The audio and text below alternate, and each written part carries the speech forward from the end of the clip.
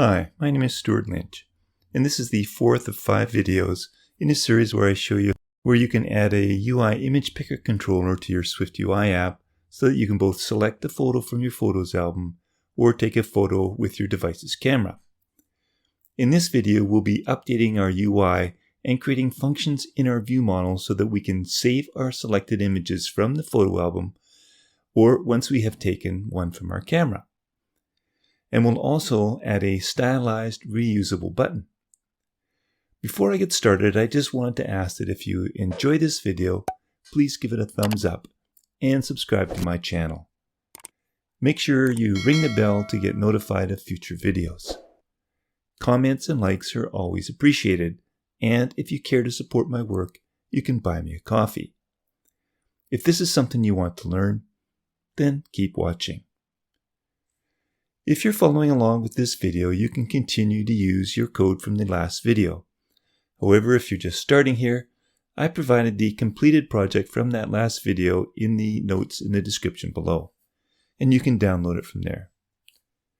Well, now it's time to add to our UI and the view model so that we can access and use our file manager functions to load and save our images and our JSON data. The first thing I'll do, though, is to stylize my button a bit. Let's first start by changing the label of our camera button to an H stack that consists of an SF symbol followed by some text. For the SF symbol, I'll use a camera. And for the text, I'll use camera as well. I'd like to set the font of the entire H stack to a font of size headline. I'll add some padding. I'm going to set a frame that just sets the height to 40. The color background I'll change to blue. And I'll set the foreground color to white. And finally, we'll set a corner radius to 15. Now, this is going to be the same styling that I want to apply to all of my buttons. But I don't want to create a style. I want to be able to specify the symbol name and the label at the same time. So instead of creating a style, I'm going to extract our label as a view. And that's this entire H stack. So I'm going to cut out the entire H stack and create a new SwiftUI file in the view group that I'll call button label. And then I'll just paste in the H stack as the body. Now for the system name and text label, we're going to change them depending on the button. So let's create 2 properties for this button label. One for the symbol name, which will be a string, and the second for the actual label text, which will also be a string. And then I can replace the hard-coded strings with these 2 variables. To fix the preview to see that it works, we'll simply pass in camera for the symbol name and camera with a capital C for the label. Back in content view then, we can replace the H stack for our camera to be the same button label we used in the preview. And then for the photo picker button, we'll simply just have to use the same button label, but change the symbol name to photo and the label to photos. Now I'm going to want one more button though, and that's going to be a save button. And this button will serve 2 purposes. One to save a new image, and the other to update an existing image name. So if we're going to give our selected image a name before we save it, we'll need to also have a text field that will have to be bound to something. So back in our view model, I'm going to create a new published string property that I'll call image name, and it will be initialized as an empty string.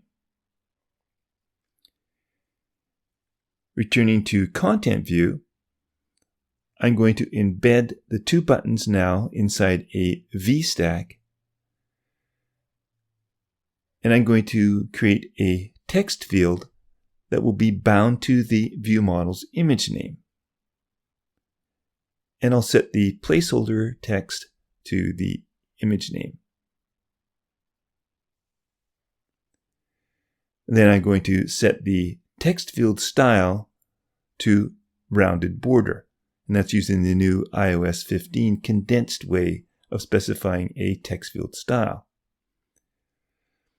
Now, if you option click on the text field and view the quick help, you'll see that the text field also allows you to provide two closures that customize its behavior.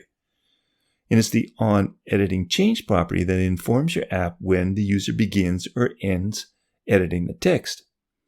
And we can capture this Boolean state and assign it to a property in our view model. And I'm going to use this in a minute, so once more return to the view model and create another published Boolean property that's called isEditing and initialize it as false. Now then we can add that closure, assigning the onEditing property in the closure to the isEditing, and then assign that to our new view models version.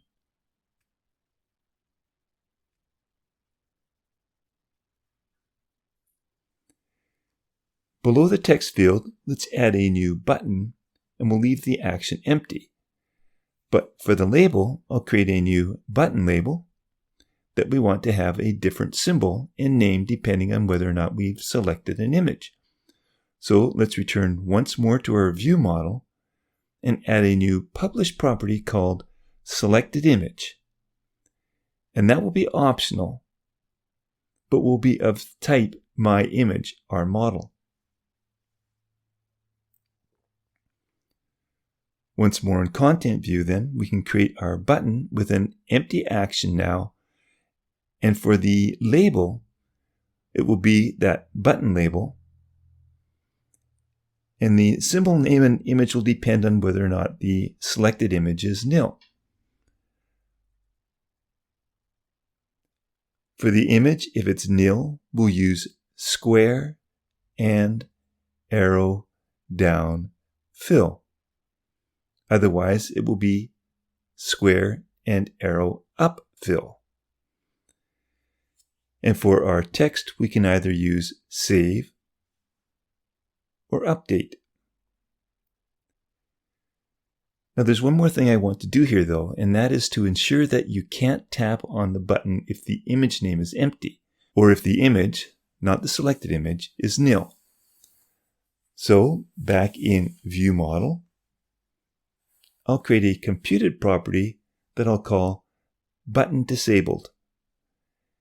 And it'll be Boolean that returns just that. It checks to see whether or not the image name is empty or the image is nil. So returning to Content View then, we can disable and set the opacity of this button based on that value.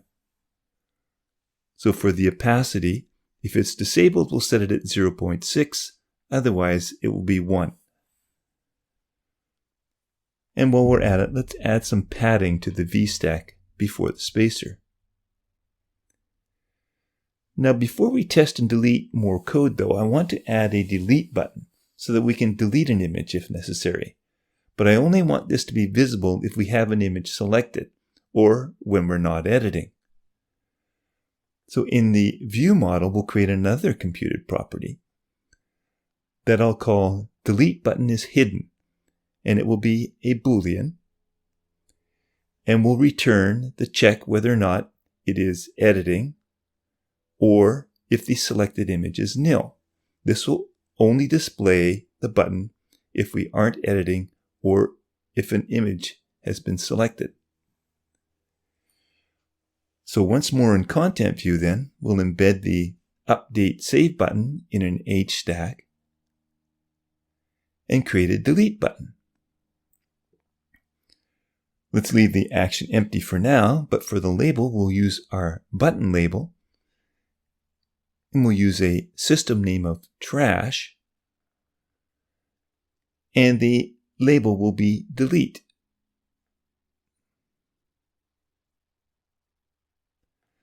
But we only want to show this if our ViewModels delete button is not true.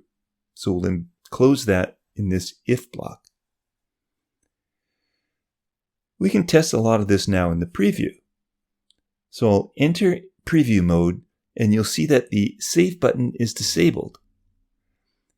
And even if I type a name, it's still disabled.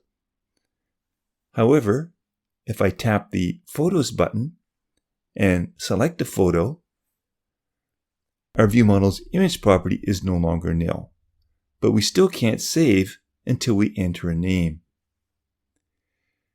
The delete button will not appear until after we create a way to load and display images so that we can select one. Okay, so before we finish this video though, we'll need to start saving some and check to see if our file manager functions work. When we select a new image and tap on our Save button, we'll want to do two things. We'll want to save the image to our Documents folder, but we'll also want to track the name that we assign along with the image ID and an array of My Image objects that we may already have, and we'll store those in our JSON file. So back in our view model, let's create a published property that will be the array of these My Image objects, and we'll initialize it as an empty array when we start out. We'll call it My Images. We'll need to create a function that our button actions can call that will save our images to the Documents directory. And remember, we won't be able to save until we create a name because our button will have been disabled. So let's create a function called addMyImage that'll have two properties. A name property that's a string, and the image that will be in our image view. Next, create a new MyImage object using that name that was passed in as the argument. And remember that the ID is automatically generated as the UUID. Next, we'll call our file manager's SaveImage function, but it might throw an error, so we'll need to embed that in a do-catch block. Inside the do block, we'll try the file manager's SaveImage function, passing in the image ID and the image. The image itself does not contain the name. The name is the ID with the JPEG appended by our save function. Now, if we get an error, we'll need to show an alert. And this is different from the camera alert. So we'll need a new property called showFileAlert.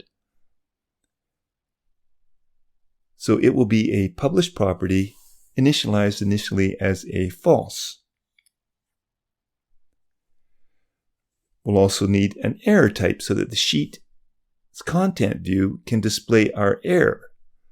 So we'll add another property that's a published property that we can call appError that is of an optional type, error type. Now, if we get an error, we can set showFileAlert to true. And then we can set our appError to an instance of our error type where the error is our error that we caught. But we need to cast it as a MyImageError.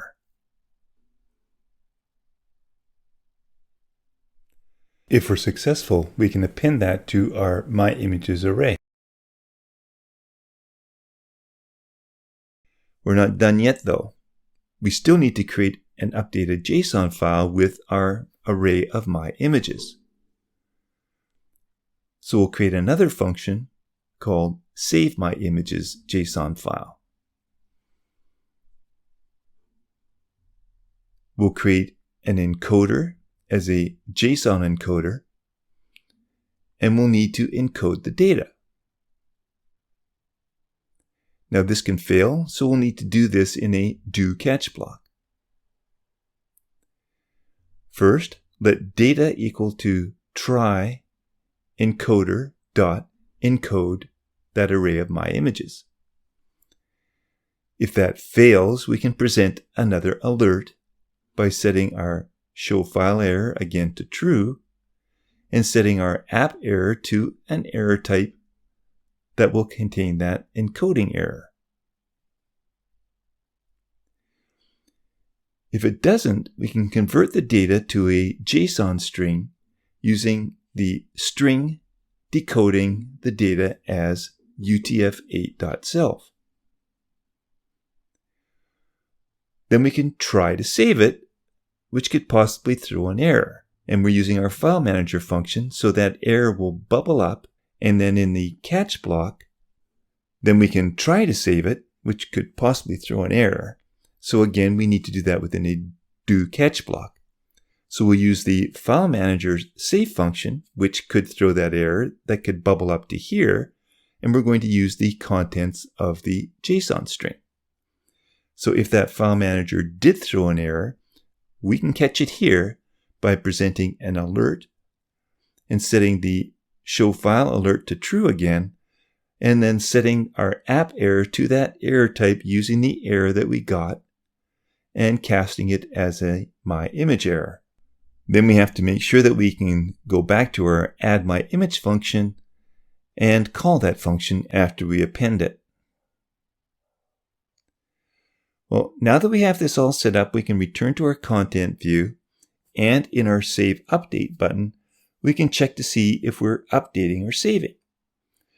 If the selected image is still nil, we must have just selected an image, so that we can call the addMyImage function, passing in what we just entered for the image name, along with the image, and we can safely force unwrap it here because we know it's not nil. Let's try this now by adding a couple of images from our photo library. Let's try this one, and I'll call it Waterfall, and tap on Save. Doesn't look like anything's happened here, so we're going to have to fix that. Let's pick another image. Let's call it Leaves, and save it. Now, how can I check to see if these were actually saved? Stop the app now, and let's go back to the view model. The view model is initialized in our content view when it's created. So we can create an initializer here, and when that initializer happens, we can print the path to the documents directory. And my file manager has a property for that. So we'll simply just print this within the initializer's body. Let's run this once more. And now I can see that path printed to the console. And I'll just copy it. I'll go to the Finder, and then from the Go menu, choose Go to Folder, and paste that in, and tap Go. This will open the simulator's Documents folder for this app, and we can see here that we have 2 images along with the JSON file. I can open the JSON file with Xcode if I want and take a look at it. So just one more thing then. After we save our image, we should probably clear out the name field along with setting the image field back to nil. So let's create a function for that. In our view model, I'm just going to call it reset. And in the body, I'll simply set the image to nil and the image name to an empty string. Then in my addMyImage function, I can call that function before carrying on. Let's test it one more time. Let's add a new image and give it a name. When I save it, the image field reverts to the placeholder and the text field is cleared. Perfect. So in the last video of this series, we'll do 4 things. We'll load in and display all of our saved images in a horizontal scroll view, and then we'll select one of the images and it will display in our image, where we can actually zoom and pan if we want. Then we'll code the edit action for the name along with the delete function, because our delete button will have been displayed now. And in addition to adding a few more user features, we'll check out our error handling and finally clean up our code a bit by separating out some components into an extension.